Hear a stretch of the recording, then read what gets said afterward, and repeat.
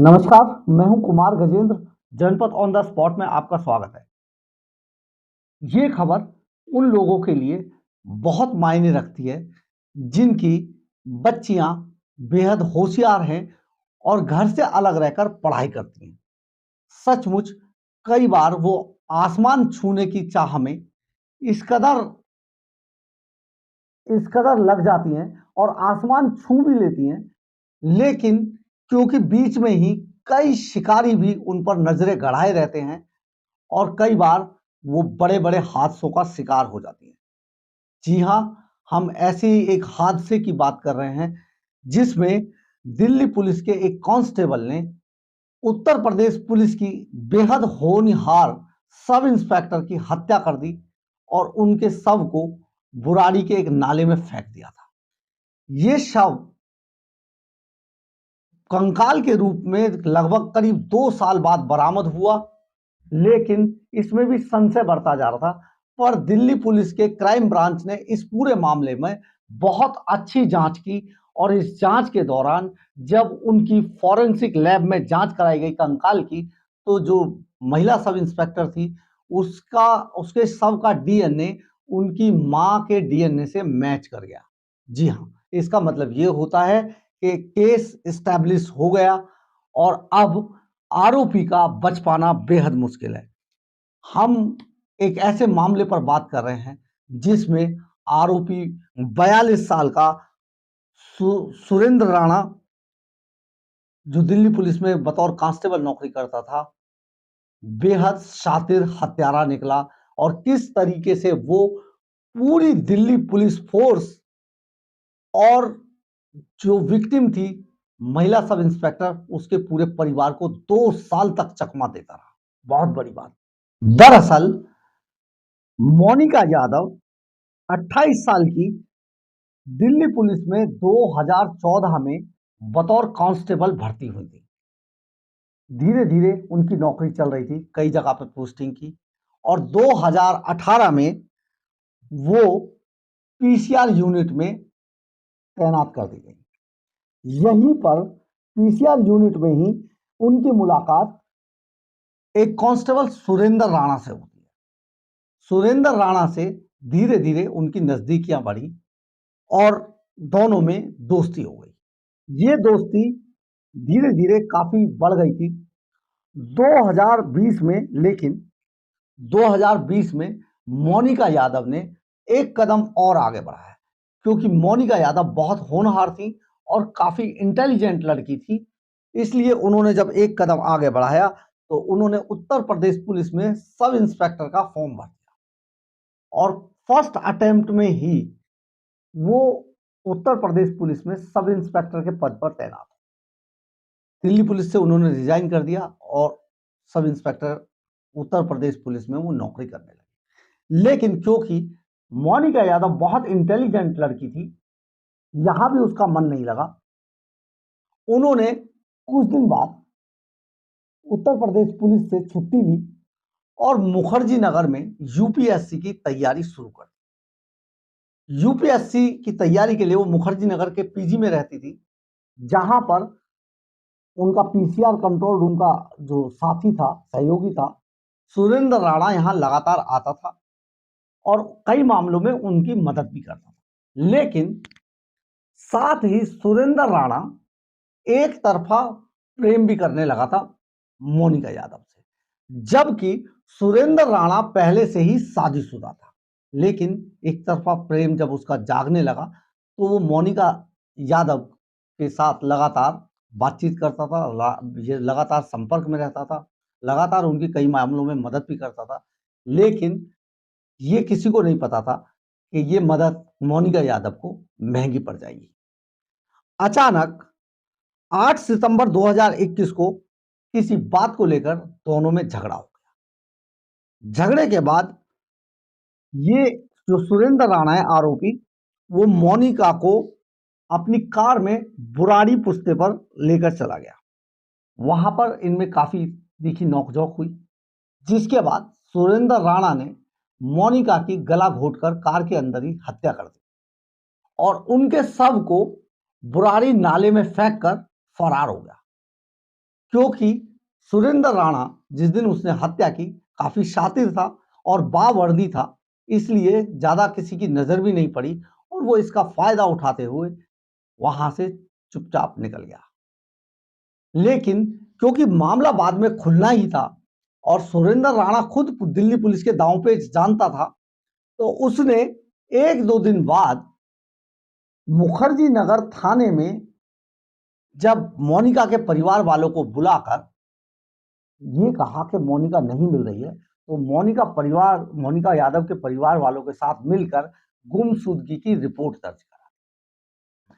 ये रिपोर्ट दर्ज होने के बाद जो मुखर्जी नगर पुलिस थी, इसने इस मामले को इससे पहले कि सीरियस लेती, तो सुरेंद्र राणा ने परिवार वालों को कुछ दिन बाद यह बता दिया कि जो मोनिका यादव है वो उनके साले रॉबिन के साथ भाग गई है। रॉबिन के साथ भागने का विश्वास दिलाने के बाद सुरेंद्र राणा कई ऐसे एक्ट करता रहा जिससे कि परिवार वालों को लगता रहा कि मोनिका अभी जिंदा है, लेकिन ऐसा था नहीं, ये छल था। और सुरेंद्र राणा अपनी जो उसके पास जो जांच का एक इन्वेस्टिगेशन का एक तरीका था, जांच को भटकाने का एक तरीका उसे पता था, बहुत सारे उसे तरीके पता थे, उनका इस्तेमाल करके लगातार मोनिका यादव के परिवार को टालता रहा। इसके लिए उसने अपने साले रॉबिन को भी अपने प्लान में शामिल कर लिया था। अब उसने इससे आगे ये विश्वास दिलाने के लिए कि मोनिका अभी जिंदा है और सेफ है, इसके लिए मोनिका के बैंक अकाउंट को चलाता रहा लगातार, यानी कि उसमें कभी कैश निकालता कभी कैश डालता। ये सारी चीज लगातार जो सुरेंद्र राणा है ये कर रहा था। उसके एटीएम में लगातार वो हेलमेट पहनकर उसके कार्ड से बाकायदा ट्रांजैक्शन किया करता था। सबसे बड़ी बात ये कि मोनिका यादव के डॉक्यूमेंट्स का इस्तेमाल करके कई होटलों में वो कई महिलाओं को दूसरी महिलाओं को ले जाता था, लेकिन कमरा जो बुक होता था वो मोनिका यादव के डॉक्यूमेंट्स पर बुक किया जाता था, ताकि ये लगता रहे कि मोनिका यादव कमरे बुक कराती है, यानी कि कहीं जा रही है, घूमने जा रही है और वो लगातार रॉबिन के साथ है। इतना ही नहीं, मोनिका यादव के जो दस्तावेज थे उनके आधार पर उसने एक दो सिम भी खरीदे। उसने कोविड वैक्सीन सर्टिफिकेट भी बनवा लिया था मोनिका यादव का फर्जी तरीके से, ताकि ये लगता रहे कि मोनिका यादव अभी जिंदा है और पुलिस को वो भटकाता रहा, पुलिस की जांच को भटकाता रहा। लेकिन जब ये मामला काफी बढ़ गया तो 12 अप्रैल 2023 को मोनिका की बहन दिल्ली पुलिस कमिश्नर से मिली और उन्होंने ये सारा मामला दिल्ली पुलिस कमिश्नर को बताया। पुलिस कमिश्नर ने इस पूरे मामले को, क्योंकि ये उत्तर प्रदेश की महिला सब इंस्पेक्टर से जुड़ा मामला था और इसमें आरोप दिल्ली पुलिस के कांस्टेबल पर थे, पुलिस कमिश्नर ने इस मामले को बहुत गंभीरता से लिया और जुलाई महीने में इस पूरे मामले को दिल्ली पुलिस के क्राइम ब्रांच को सौंप दिया। क्राइम ब्रांच ने कई बार कई तरीके से सुरेंद्र राणा से पूछताछ की, लेकिन सुरेंद्र राणा बहुत शातिर था और उसने हर बार दिल्ली पुलिस को भटका दिया, क्राइम ब्रांच को भटका दिया। हार कर जो दिल्ली पुलिस के स्पेशल कमिश्नर, क्राइम ब्रांच के स्पेशल कमिश्नर रविंद्र यादव जो बताते हैं, उन्होंने जब ये सारा मामला उलझता गया, कई अधिकारियों से इस पर ओपिनियन लिया, कई तेज तर्रार अफसरों को इस मामले पर लगाया, उन्हें यह शक था कि जरूर इस मामले में कोई लोचा है और इसमें जरूर कहीं ना कहीं कुछ लैप्स हैं जिससे कि पुलिस की जांच को भटकाया जा रहा है। तो रविंद्र यादव ने जब इसमें कई तेज तर्रार अफसरों को लगाया तो उन्होंने इसकी रिवर्स जांच शुरू की।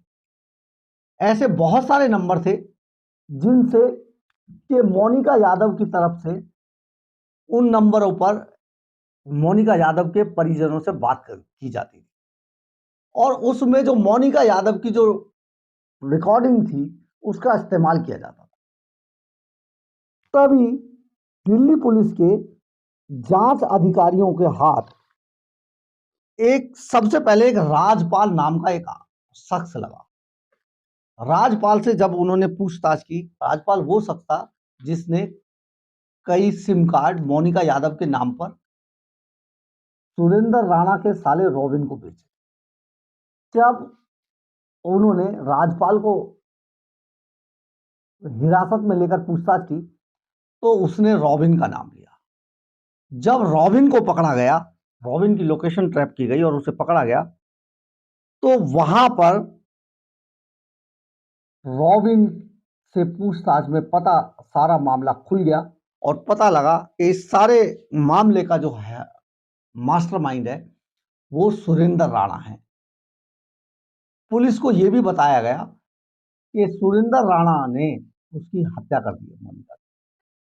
लेकिन ये रॉबिन को भी नहीं पता था कि आखिर लाश कहां गई। तो जब दोबारा क्राइम ब्रांच ने सुरेंद्र राणा को दबोचा और उससे पूछताछ की तो सारे राज से पर्दा उठा।